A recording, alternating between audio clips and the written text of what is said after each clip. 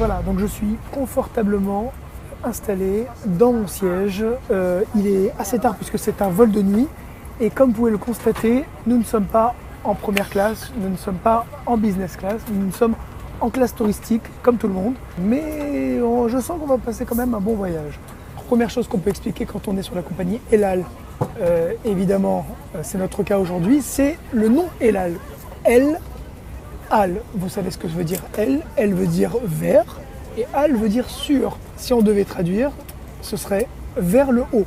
Le slogan, ce qu'on appelle en hébreu Hasisma, le slogan c'est Achi Babait Baolam.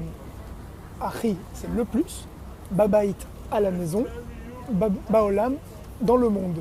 Achi c'est par exemple Ani Achi Chacham, je suis le plus sage. Ani Achi Yafé, je suis le plus beau. Achi, ça veut dire le plus. Un autre petit texte que j'ai trouvé au détour de mes pérégrinations dans cet avion, il nous demande de remettre l'écran à sa place. Alors je lis la phrase. Harzer limkomo, bishat asa'a, hamra'a, nechitat ou mezeg avir so'er. Ça veut dire quoi? Comme tous les écriteaux, en hébreu, tout est à la deuxième personne de l'impératif. Enfin, à la première personne. Donc en tout cas, à la personne tu. Harzer, c'est le verbe leharzir qui veut dire remettre, rendre. Harzer limkomo, makom c'est une place. Donc remet à sa place. Bishat asa'a. Bishat c'est en fait le mot sha'a qui veut dire une heure. D'accord? Mais ici, ça ne veut pas dire l'heure, ça veut dire en temps. Donc bishat asa'a, pendant. Asa'a, c'est l'insoa qui veut dire voyager, pendant le voyage. Hamra'a, hamra'a, les hamri, ça veut dire décoller. Hamra'a, c'est le décollage. Nechita, c'est le contraire. Nechita, c'est l'inchot, qui veut dire atterrir. Nechita, l'atterrissage. Ou mezeg avir so'er, mezeg avir, la condition de l'air, c'est-à-dire le temps qui fait, pas le temps qui passe. Mezeg avir, so'er, so'er qui veut dire tempétueux. Deux petites phrases qui sont devant vous quand vous êtes sur le siège. Je vais vous les lire en hébreu. Hadek chagorat hamoshav beshiftecha.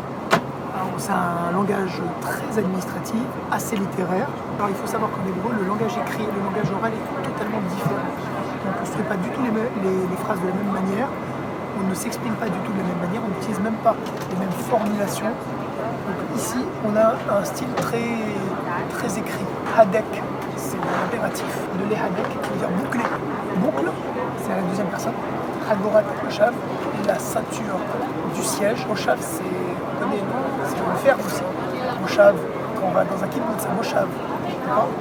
Moshav, ici, ça vient de la chevette, tout simplement, s'asseoir, c'est un siège. Beshiftecha, quand tu es assis. Alors, on rencontre cette formule aussi dans le Shema Israël. Beshiftecha ou quand tu es assis, quand tu es debout, là, c'est quand tu es assis. Beshiftecha. Deuxième phrase, Chagorat Hatzala, Mitachat Imoshafra. Alors là, ça fait un peu plus peur, mais bon, on essaye, il n'y a pas de souci. Chagorat Hatzala, la ceinture de survie, ça veut dire sauver. Le gilet de sauvetage, en gros. Mitachat est en dessous, Me'al, c'est au-dessus, Mitachat, c'est en dessous. Les Moshafra, de ton siège. Mitachat les Moshafra. La moshav shalcha, si on compose, dire en dessous de ton siège. Si vous avez aimé cette vidéo, n'hésitez surtout pas à liker ou à partager. Pour revoir l'intégralité des vidéos à cours d'hébreu, rendez-vous sur notre page YouTube. Vous pouvez également nous retrouver sur votre portable grâce à l'application Be'Ivrit. Je vous retrouve plus tard pour une autre vidéo et encore plus d'hébreu.